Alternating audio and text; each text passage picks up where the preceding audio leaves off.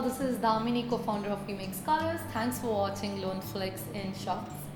So there is a possibility that you got the admit into a desired university and you got the loan approved for the same, and now you got another admit from your dream university which you weren't expecting.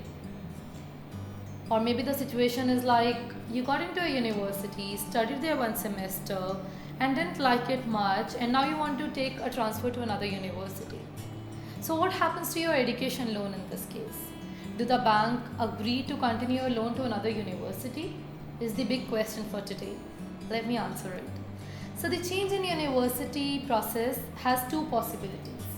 Possibility 1, you require the same loan amount for the new university as well. So no change in loan amount.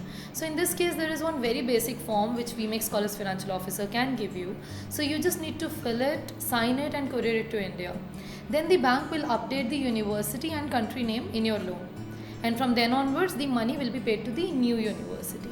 Possibility 2, you require a different amount for the new university.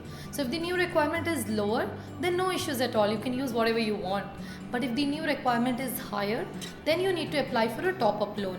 So top-up loan means they will approve you an additional amount under the same loan, provided the collateral you have kept has enough value to adjust this new amount.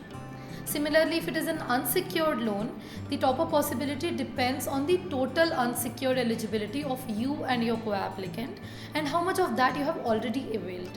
The same two possibilities are applicable for the change in country also. So now this updation process of the university name or country change may not be known to most of the bank managers.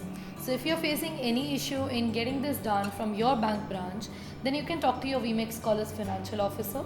They will talk to the branch manager and get it resolved. But I would advise you not to even get into such situations or problems by starting your process via WeMakeScholars itself.